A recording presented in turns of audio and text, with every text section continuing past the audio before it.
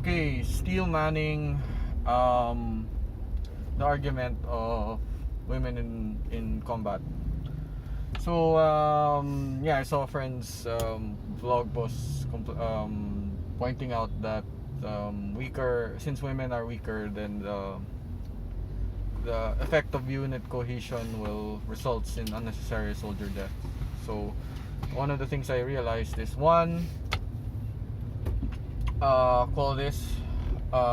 first argue a steel man against your argument. I should do this more often. So he's right. The deaths are unnecessary, but because I'm also thinking about the steel man, I think about the steel man of the other opposite. Are the deaths necessary? Are the deaths resulting from the women weakening unit cohesion and standards necessary? So my question is, when the Philippines tried to self-govern, when a colony goes to self-govern, it doesn't have the self-governance experience as of the previous colonizers, like in the Philippine history, in Haiti, and all the other colonies. They were a mess. Is it still an argument that these things will cause lives? Starvation, it's not as bad as a bullet, but starvation, disease, and lack of infrastructure will kill. In fact, it kills more than the warfare itself. So is it an argument that it will cause deaths, thus let's not do it? So yeah, so let's not self-govern if it will cause deaths. So one of the things I realized is that in this argument you have lives. The end result is unnecessary death. So thus excluding the women from the active direct combat role because they're weaker, justification for it, is it comparable to excluding people from self-governance, which will cause deaths through infrastructure and starvation, and like what's happening now in the Philippines when the Philippines self-governed and up to now because of our corruption? Does it mean that other people should govern the Philippines? Some people that are more skilled, should another government step in? As well as the steel man that has inclusiveness ever been cheap? Has inclusiveness ever resulted to deaths? Should the inclusiveness that we should have been having, we should, like the justice, the social justice that we are expecting, should it ever be cost free? Results in unnecessary deaths, unnecessary suffering? Because if that's the argument, then let's not do anything. That's where the argument goes. If something hard causes deaths, let's just not do it. If that's the business, it's like that argument, like if businesses have a cost, the cheapest way to run a business is not to run a business at all, because it has a cost. Now we go by that same argument that people still run businesses because the outcomes outweigh the cost. What's the outcomes of inclusiveness of women in the military? Women being able to learn to perform the roles. Note, military standards in the 19th century were very different. If you read the field, call this the manual, the one that the American Marines made during the 1940s, did their performance, their metrics, like you can look at marathon metrics and runner metrics from the 19th century to the present. Physical capabilities weren't the same then and now. The number of people who can run the Boston Marathon, any marathon, has changed dramatically in the past 5 years. So when you're talking about excluding women in the military because they weaken human cohesion, you have to look at how long have women been in the military and in the front line, how much they've been excluded. And we have to look at the cost of doing business. The cost of doing business against the outcomes. Sorry. It's again, I want to steel man both sides. Are the deaths unnecessary? Are the deaths of inclusiveness unnecessary? Because people simplify it as political correctness. Like, no. When I say someone's a monster, and I realize I can't call him a monster because it's dehumanizing. Yet a monster suits his actions of what he's done to society. I can't call Hitler a monster. I can't call the people in Nazis a monster because in the end they're people. And to dehumanize Nazis as monsters creates the wrong framework in being able to solve why we have systemic racism, all these systemic bad shit. Just because we don't have the language to describe this terrible thing doesn't mean that the concept, that the nuance, the ability to discuss it and solve the problem doesn't mean it doesn't exist. Again, when we talk about limitations and we do within what is within our limits, then we never learn to go beyond it, to try something, to learn from it, and to do something outside our own limitations is. So again, several arguments come into play about, should we limit ourselves to what we can do, or should we do what we can do within reason and exceed it within reason, try to exceed it within reason. That's the thing about status quo. So again, this argument, this simple argument that should we allow people to oversimplify an argument as though it was like political correctness. Now, isn't that the rhetoric people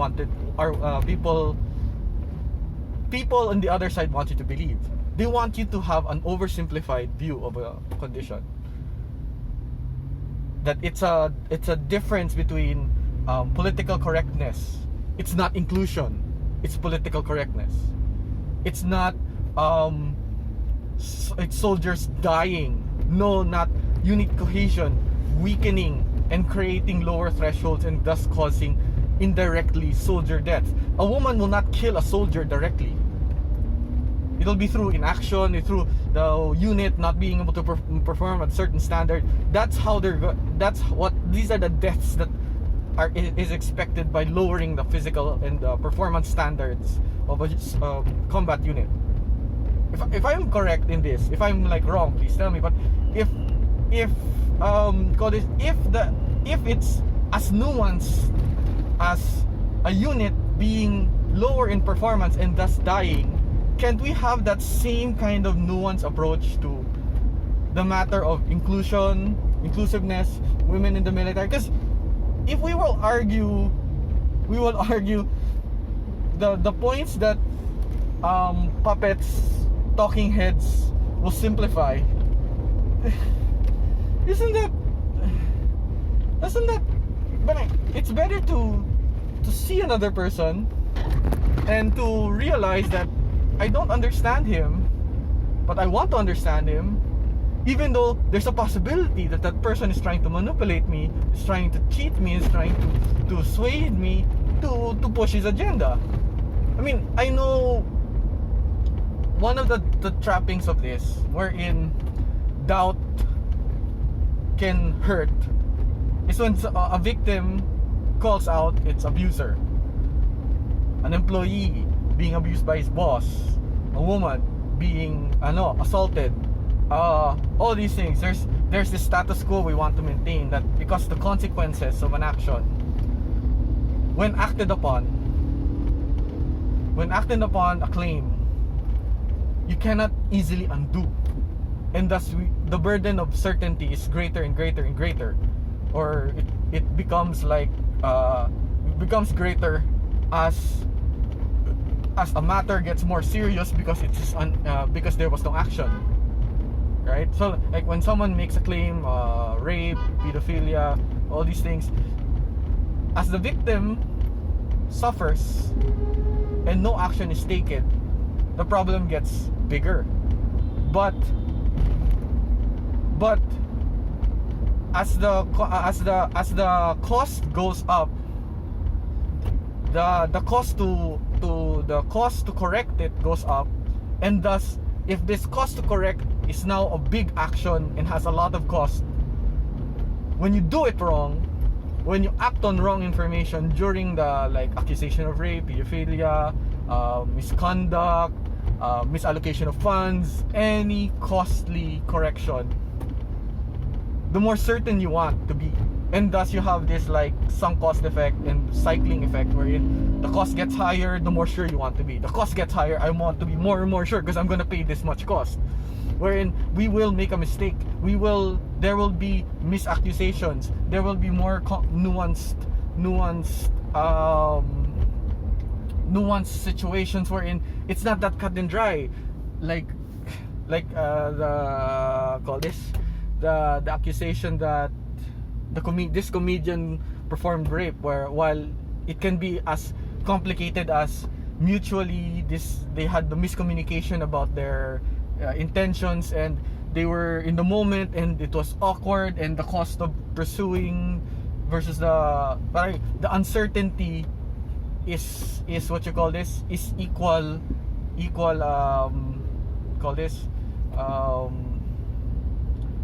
does not equal consent, and that's like, and of course people don't know that in the moment and completely distracted. Of course you can argue that no, uncertainty doesn't equal consent, but the person has to define that, because some people also, like, sometimes just they're okay with it after the fact. Like, again, it really depends. Again, so I go back to this complex situation, and the argument about women in the military giving me flashbacks of Philippine history, where we screwed up so much in mismanaged.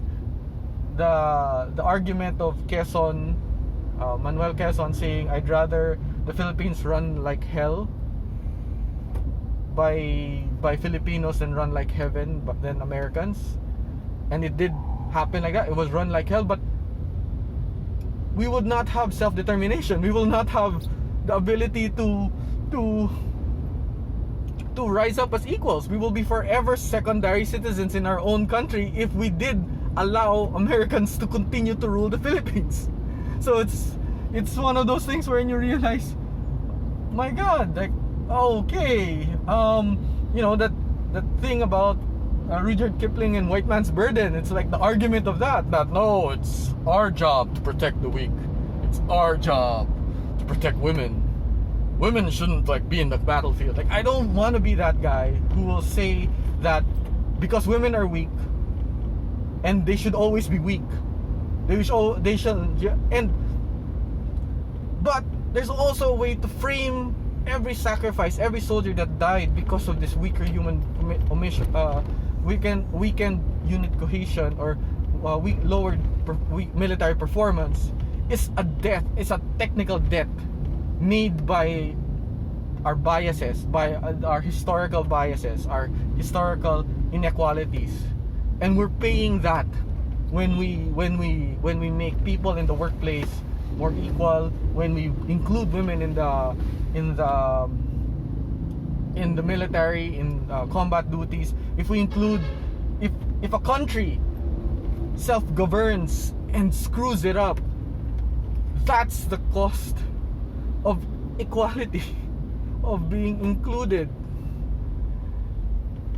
Think of every African nation that like shrugged off colonialism, and the amount of misgovernance there is, and how the argument would be that it would have been better if certain peoples would have just ruled them, and how much that technical debt that they accumulated would have been like, it would have been better that we have not paid that technical debt at all. It's like, that's the argument, like the technical debt to be able to be equal, to be an African or a Southeast Asian, to be equal footing as a Westerner, so from a developed world. It's like, let's not just have, you're arguing that let's not have that equality.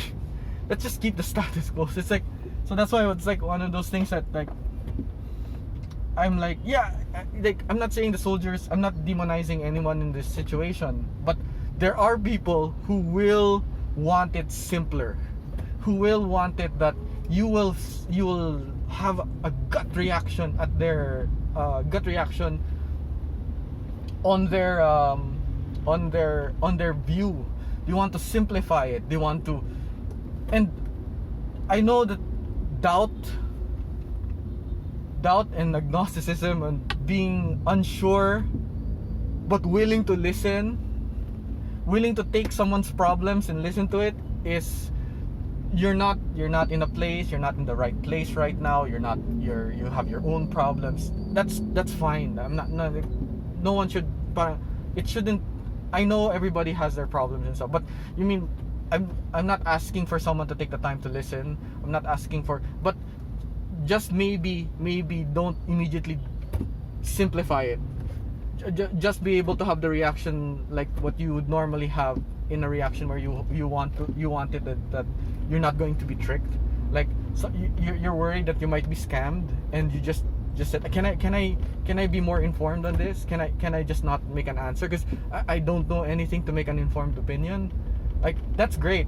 Like, that's the thing. Like, you'd be in the middle or centrist or whatever. Like,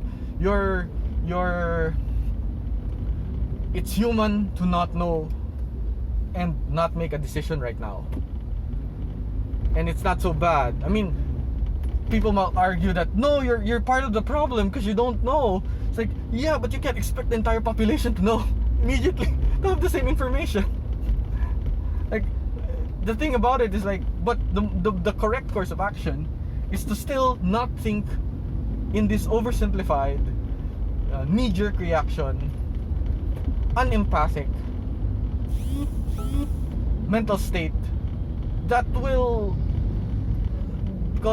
just further polarize. That it's a simple binary thing. That the situation is simple and binary. So it's like, so that's one of those like, yeah, being a doubter, being you're just in the middle, you're a fence sitter. I know all the oversimplifications of that position. I'm aware of it, and I acknowledge it, and it's right. I'm not helping. But I'm neither harming. I'm letting the people who know better, hear them out, and I'd rather like be part of that group that will organize that knowledge to make an informed decision, and not couch it in a way that it's oversimplified, that automatically demonizes another side, especially when the other side has legitimate reasons,